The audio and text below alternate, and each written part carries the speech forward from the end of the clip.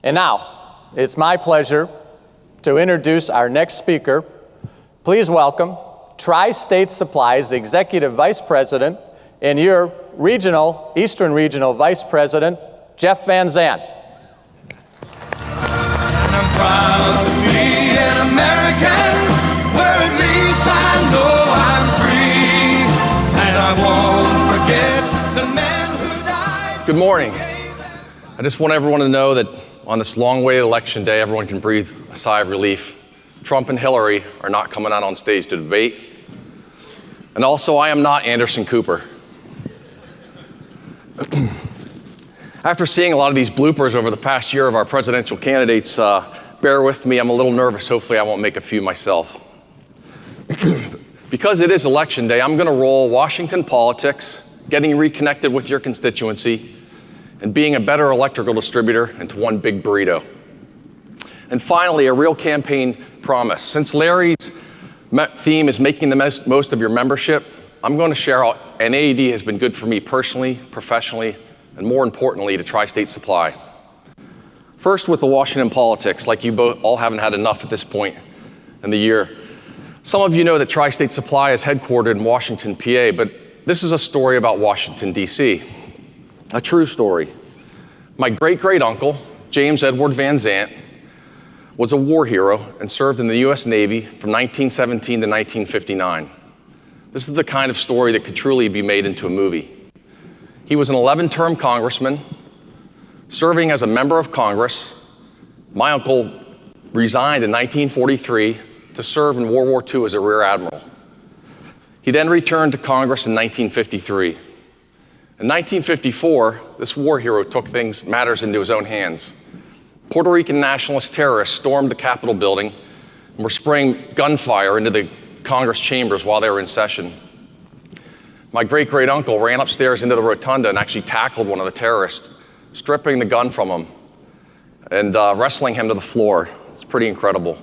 There's a plaque there today next to a bullet hole that commemorates his heroism. He even ran in the Olympics in 1924 in Paris. This is a photo of him in 1962. He ran for US Senate. Unfortunately, he did not win. And this was pretty much the end of his political career. This is a neat photo. My dad's really proud of it. This is my great-great-uncle on the left with his wife and my great-grandfather on the right. Every time I look at this photo with my dad, I say, look at the head of hair on those two guys. What the heck happened here? Those genetics didn't trickle down, so. But anyways, he's one of those guys that really makes you feel like you haven't accomplished a lot in your life. He set the bar pretty high. So as you can imagine, growing up, my grandfather was quite proud of him, and he loved to talk politics with me, even at a really young age. To the point, I think he was trying to brainwash me around 6 or 7 years old to vote Republican the rest of my life. And I think it worked because I remember I was in 10 years old. I was in 5th grade trying to feverishly talk my classmates into voting for Ronald Reagan. And I remember my grandfather talking that week, and he said, did he win the election in your school? Like it really mattered. So that's where I've gained a lifelong interest in our country and history, and especially politics. So when I discovered that the NAED offered the Congressional Fly-In, I was thrilled to take part in it. If you haven't attended, it's an excellent event. They do all the legwork for you. They set up all of your meetings with your congressmen and senators. And the day before, they have an educational session where they go over bills that are quite important to small business and to our industry. So they really prepare you for the next day when you go and you feel quite comfortable when you meet with the congressmen's aides or the senators themselves. So the first year I did it was about 4 years ago. And one of my best meetings was with Congressman Tim Murphy, who represents my district in southwestern Pennsylvania. It was a summer day. I remember it was like 95 degrees. I had a suit on, and I went into his office, and his aide said, we're going to meet him on the Capitol steps. They're in session, and he's willing to take a few minutes and come out and meet with you. And I thought, great, because my previous 3 meetings had just been with some of the aides that work for the congressman. So we're waiting on the steps. We're standing there sweating, and he came out, shook hands, and he said, you got 5 minutes. What do you got? I said, boom, boom, boom. I had a couple important issues to me, to Tri-State Supply, some of the overregulation in some of our industries, and aide was taking notes, and then I invited him to come to our headquarters in Washington, PA. I mentioned my great-great-uncle, and he said he remembered his name through a colleague and mentioned the terrorist incident. He said, let's go up on the Capitol steps and get a photo together of the steps that your great-great-uncle walked 60 years ago. So that was pretty neat. So I discovered, no longer do doctors make house calls anymore, but congressmen do. So how many of you have ever invited a senator or a congressman to your place of business? A few? Take advantage of it.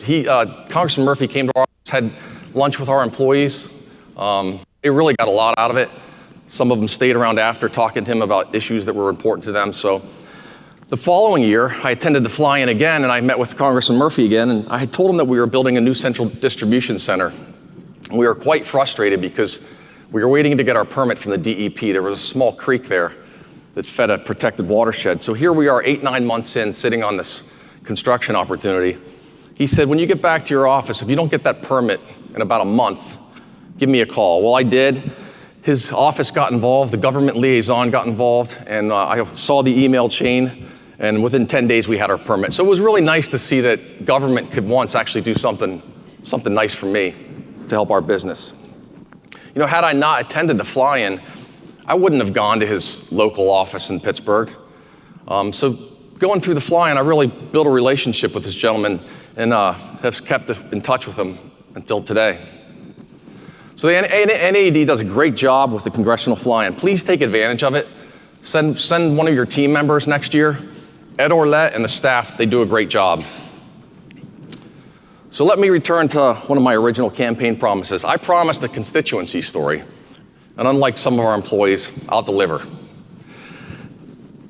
This is about getting connected to your constituency, tying it into the NAED and distributors. We all serve. We fill the gap between the manufacturers and the customers. Let me give you a small story about networking and how the power of NAED can really help rekindle relationships. Out of college, I worked for a lighting manufacturer in the greater New York City, and then I went to work for Lutron before I came back to a family business. Rick Angel was the national sales manager at the time. I know a lot of people in this room know Rick real well. And I hadn't seen Rick or talked to him in over 15 years. And then last year when I served on the board of directors, I was attending a board of directors event, and Rick and I sat next to each other, caught up with each other, had dinner together. I met his lovely wife, and I introduced him to my wife, and he turned to her and he said, Monica, Jeff worked for Lutron for about 15 minutes. And I thought, that's because the tenure at Lutron, if you're not there more than 20 years, you've had a short career. So he was kidding around. I didn't know if he meant the amount of work I put in or my tenure. But anyways, it was great to rekindle that relationship with Rick, and that's just one example of the power of this industry when you dig in and get more involved. And that's what serving on the board has done for me. Being a part of the NAED has made me a better electrical distributor because of the power of networking. Look around you. Everyone sitting next to you in this room knows more about your business than your accountant, your lawyer, your neighbor, your friend at home. During the next coffee break, the person you're talking to is the one that could really help you out when you're in a jam. Because of my involvement on the council and the board of directors, I have my own personal board of directors, a contact database that I can go to and share any business concern confidentially, even with a direct competitor. Allow me to relate a common story. We've all been there. A vendor comes into your office and tells you, you're the only distributor on planet Earth that feels this way about this matter. Well, earlier on in my career in management, I probably would have believed them and just rolled over. But today, I shoot out an email or I pick up the phone and call one of the people I've become close friends with in the last 5 years, and they confirm just what I was saying. I know this sounds like a politician's story, but earlier in my career, I wasn't the best networker. I came to NAED events, had dinner, went to a few meetings, did the booth meetings, went home. One time, I think I was suffering from a wine-induced headache, and I accidentally asked to serve on a committee. And it was probably the best thing I ever did. I discovered when you work shoulder to shoulder with people, you get to know them on a deeper level. Trust builds. They learn more about your business. conversations tend to run a lot deeper. You know, instead of the familiar how's business, which is the industry's equivalent to how's it going, I bet our business is doing better than yours, we discuss meaningful things, things that really help us make money.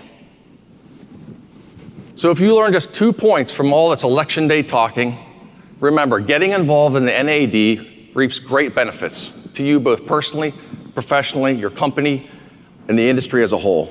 And as Larry mentioned, take advantage of the plethora of excellent educational opportunities and the tools that the NAED has to offer. And more importantly, ask how you can be an integral part of this association's success. How can I be a leader for this great organization? I did it, and it's the best move I ever made.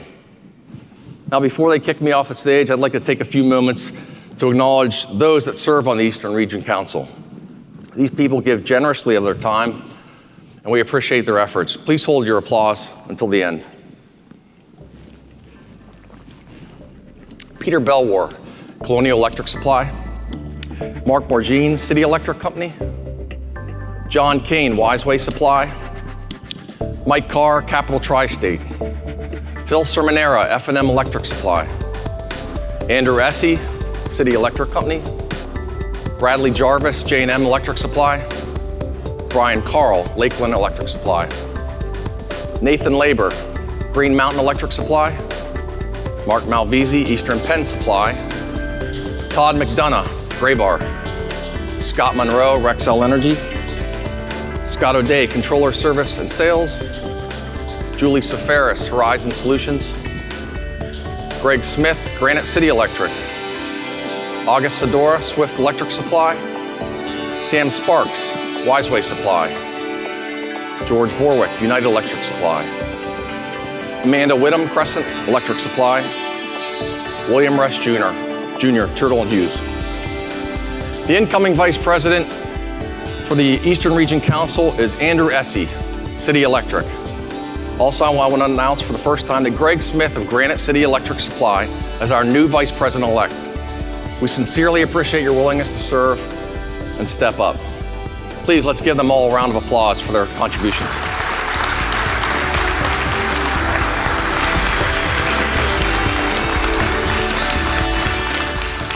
I want to thank you all for attending the Eastern Region Conference. It's been a great experience hosting this conference here in Orlando. Next year, the Eastern Region Conference is November 13th to the 17th in Tampa, Florida. I look forward to seeing all of you there. And finally, I am Jeff Van Zandt, and I approve this message.